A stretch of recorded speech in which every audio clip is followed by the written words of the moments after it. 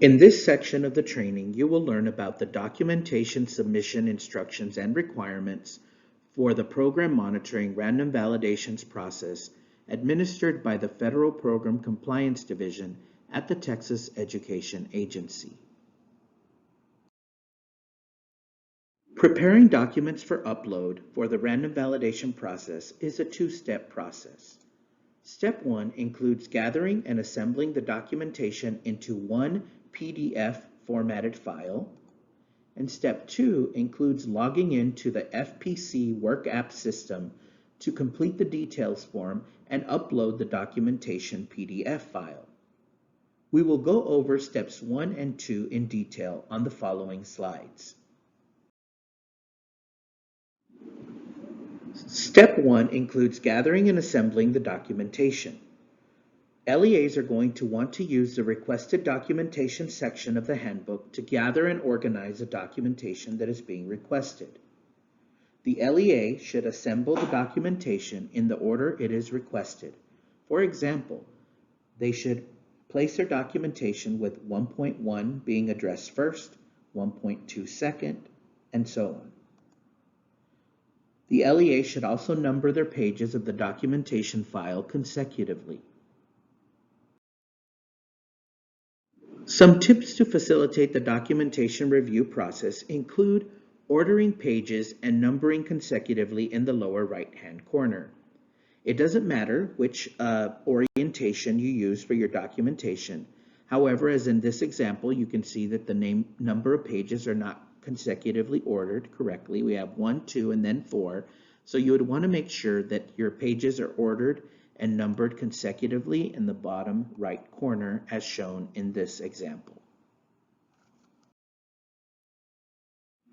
Another tip for facilitating the documentation review process includes using the item number that's listed in the handbook section for documentation and marking the location on the documentation page that is submitted. For example, we would look for 1.1, what is requested of 1.1, and then you would mark it on the actual documentation that is submitted as 1.1. As referenced before, each documentation requested item number should be marked on the appropriate page of the documentation file being submitted for review.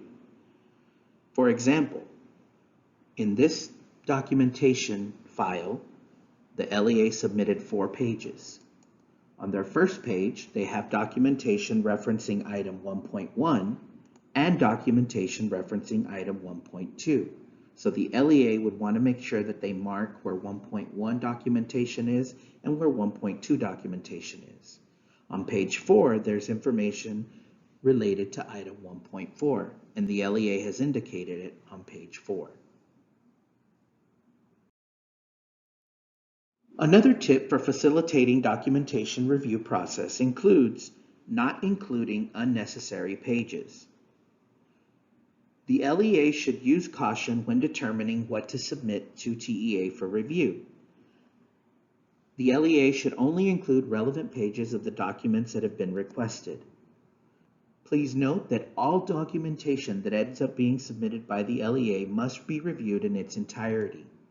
And should the review determine unanticipated areas of noncompliance under additional documentation that was submitted, the LEA will be referred to the appropriate division for further review.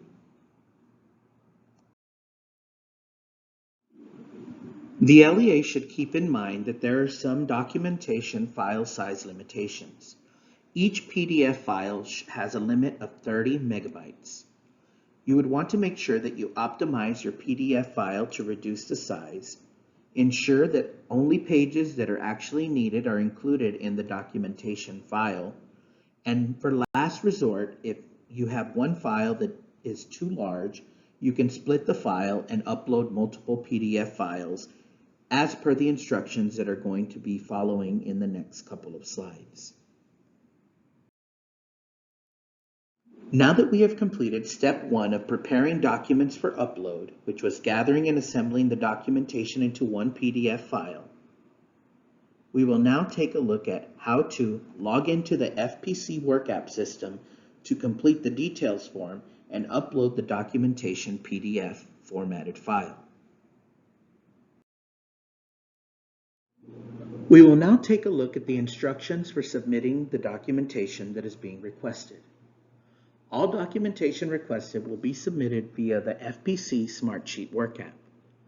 LEA staff submitting documentation will need access to the Department of Grant Compliance and Administration Work app system. Currently, the Superintendent, Chief Financial Officer, and Federal Programs Director listed in Ask TED have been given access to the system. To add or change the individuals with access to the system, please email us at essasupport@tea.texas.gov for instructions on how to get that completed. Please note that each LEA is only guaranteed a certain number of access accounts at this time. To begin the documentation submission process, the person with access will want to log into the Department of Grant Compliance and Administration Smartsheets Work app system. The login page is shown on the right of the screen, where the person with access will need to enter their email address and the password to gain access to the Federal Program Compliance Division Random Validation Work app. Once you have logged into the Department of Grant Compliance and Administration Work app system, you will now click on the Federal Program Compliance Division Work app tile as shown on the right. In the case that you are not able to locate the orange Federal Program Compliance Division Work app tile, you may want to try clicking on the main menu icon that looks like a diamond on the left-hand side of the Smartsheet Work apps menu ribbon, and that may be able to take you to all the Smartsheet Work apps that you have access to, and that's where you may locate the Federal Program Compliance Division Work app tile. After you have clicked on the Federal Program Compliance Division Work app tile, you will be given access to the Federal Program Compliance Division Work app. Once you're in the Work app, you're going to want to click on the Program Monitoring Random Validation link as shown on the right. Please note that the screen captures referenced in the next slides will show information that is specific to a Title I Part A program requirement. When you log into the system, the information referenced will include the information that is specific to the program and the requirement that your LEA was selected to submit documentation for. After you are in the Program Monitoring Random Validation Federal Program Compliance Division Work app, you'll be able to locate the line for the initial submission that includes your LEA name and CDN number, the stage of the random validation process, the program that you were selected to participate in, and the specific requirement.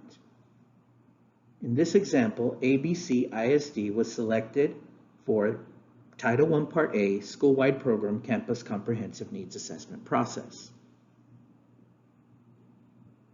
The LEA should make sure that they click on the Initial Submission line to access the Details Form and Data and Attachments tabs. Throughout the documentation review process, if the program manager decides that additional documentation is needed or that there are some clarifying questions that need to be asked prior to the final review of the documentation, the program manager may reach out to the LEA for additional submission. That is the only time that the additional submission line will be accessed. For initial submission, the LEA should click on the Initial Submission line to access the Details Form and Data and Attachments tab. Once you've clicked on the Initial Submission line, you will now be able to access and complete the Details Form Data tab. On the Details form, the first thing you're going to see is the LEA name and CDN number, the program, and the requirement that the LEA was selected for to participate in the random validation process. In this example, the LEA was selected to participate in the Title I Part A program, Campus Written Parent and Family Engagement Policy. Below that is a section for the requested documentation. In this case, you can see up to 2 requested documentation pieces. In the requested documentation 1 page numbers, that's where you'll list the page numbers of the documentation file that is going to be submitted that correspond with the first requested documentation. So for example, if documentation for requested documentation 1 is found on pages 1 and 3, you would note 1 and 3 under the requested documentation 1 page numbers. If your requested documentation 2 is found on page 2, then you would note page 2 under requested documentation 2.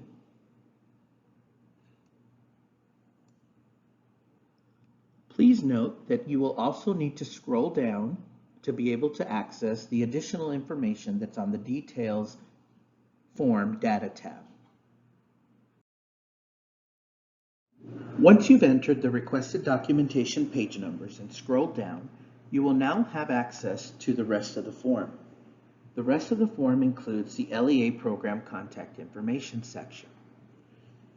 In this section, you'll complete the remaining fields with the information for the LEA Program Contact. That should be the person that is most familiar with the documentation that was submitted.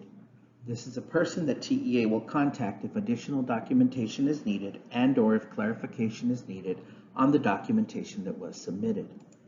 In this section, you should include the LEA Program Contact name, their email address, and their phone number. Under the LEA Program Contact Information section that is required is the LEA comment field. This LEA comment field is not required. However, if an LEA would like to share additional information related to the documentation that has been submitted, they can include it in this section so that the reviewer can have that context for the submission documentation that was submitted. The final field on this form is the LEA Submission Status field. On the LEA Submission Status, there's 2 options, in process and submission complete.